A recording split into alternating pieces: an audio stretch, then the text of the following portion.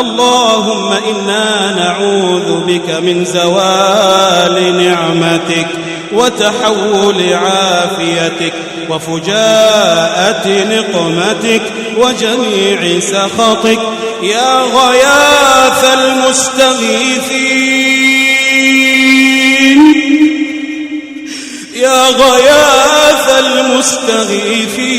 المستغيثين ارحمنا أحياء وميتين تب على من جاءوك بجراب الغفلة مقصرين تب علينا يا الله تب علينا إن غفلنا أو سهونا أو نسينا تب علينا إن لهونا أو جنينا أو خطينا